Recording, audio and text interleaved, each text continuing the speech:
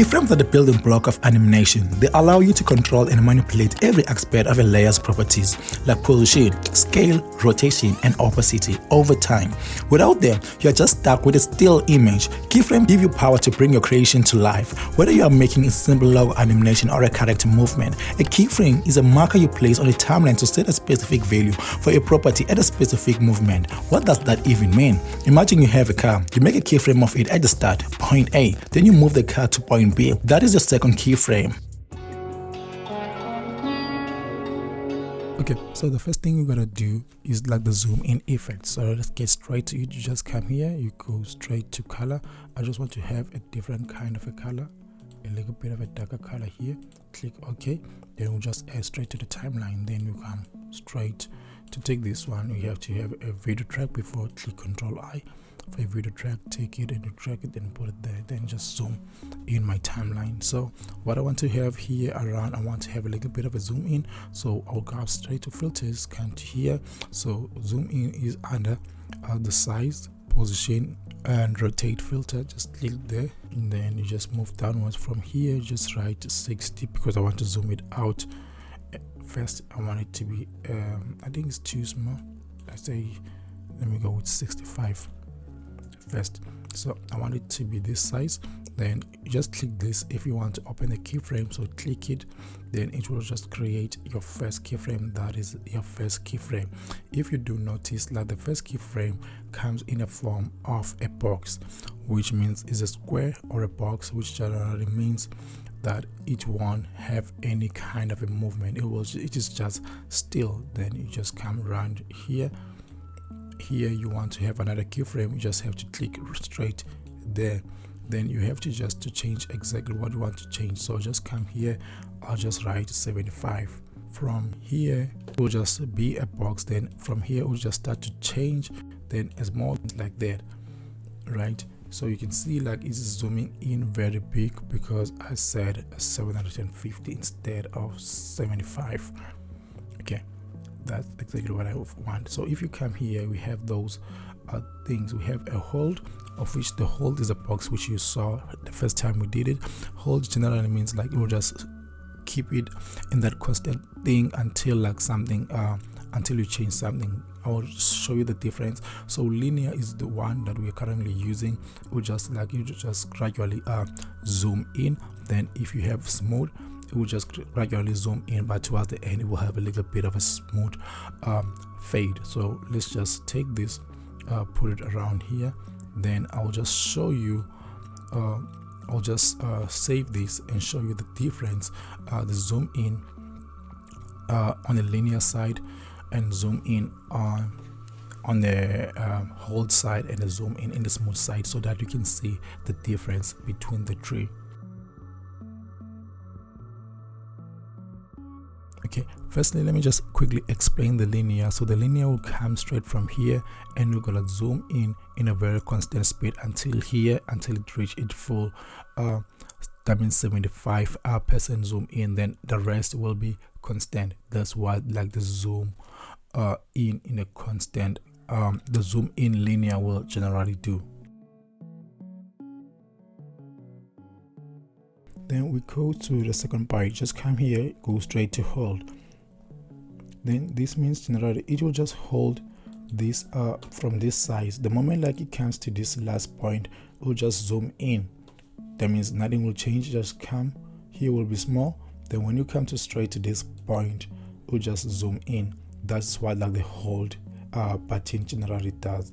You just keep it very short before, then after that keyframe it will just zoom in. I'll just show you the video, then we go straight to the next one. Okay, then now we gotta change it and say come here, go here, you go straight to smooth. So what generally smooth will do, we'll just keep it a little bit at a smooth at the beginning, then towards like the end it will just move a little bit smooth gradually. So that's what smooth will generally do.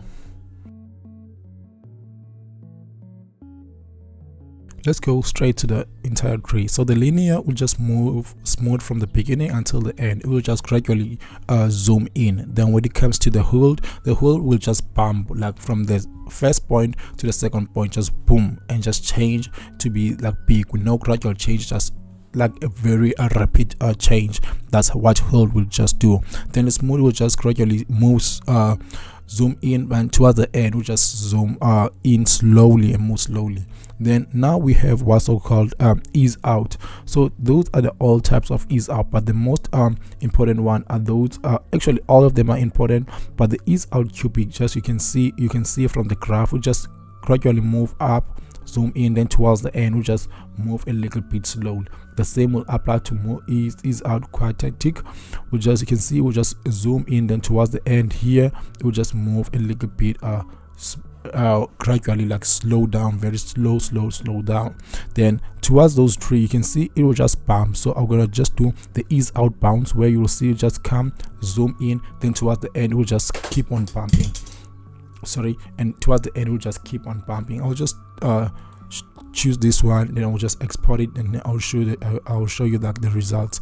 But the same will happen also with ease out elastic and ease out back. You'll just zoom in, then we'll just bump once in ease out back. You can see here you just bump, then we'll gradually move slowing down like the way it bumps. So I'll just show you the three of those and you can see the difference. Let me just start with ease out back.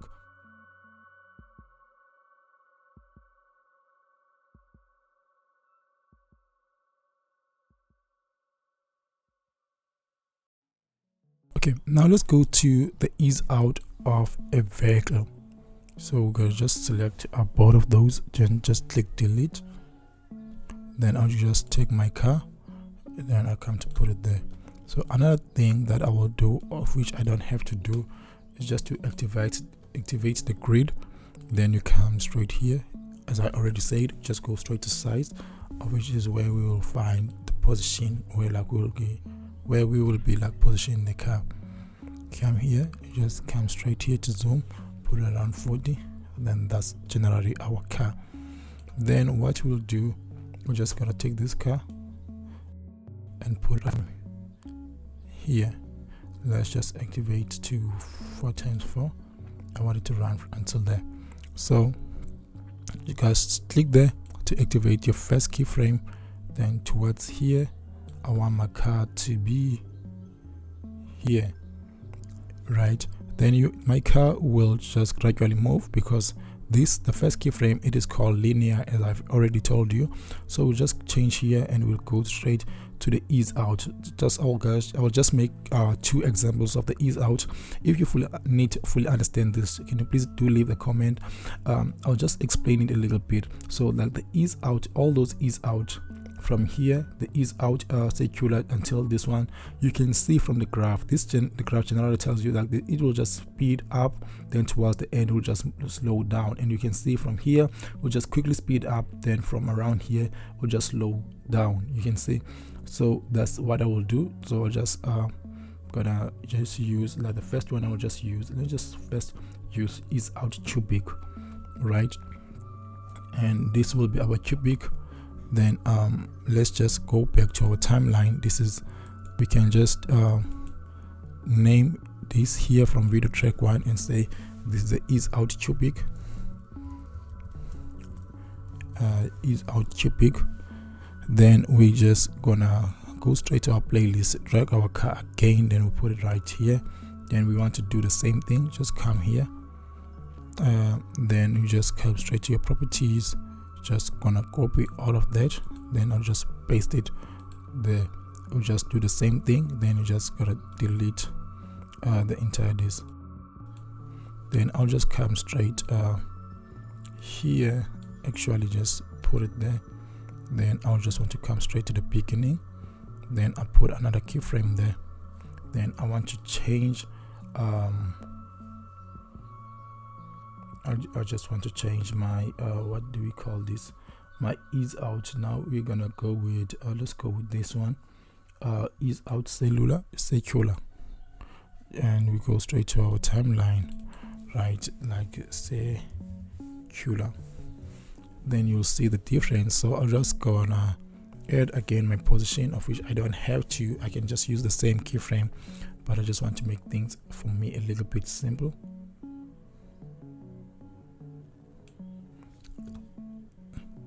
Or I don't have to, I can do it like afterwards. Let's just save this one. I'll start save like the ease out cubic, then I will save out the ease out circular, then you will see the difference. Then you can also experiment and at your own time, so that you can see the difference. So the more the draft towards the end, let me just come here so that I can explain something that you can see. So as the more the draft like quickly smooth downwards a little bit, that's where like the speed generally comes down a little bit, you know. So also here you can see here we just quickly speed up, then towards the end we'll just slow down a little bit towards the end, which means this one will be faster than this one, you know. So if you come on this one will reach like the final point than this one, you see, because this one after reaching to that top speed will just move slowly until like the final point. This is just generally what it says. Let me just save those, then I'll show you the difference when it is exported. Thank you so much, guys. Hope you did see the difference between those two, and that's generally the basic of it. If there anything that you didn't understand, please do let me know in the comment section so that I can emphasize on it on the next video. Thank you so much, guys. I will see you on the next one. Hope this video you learned something from this video. Bless.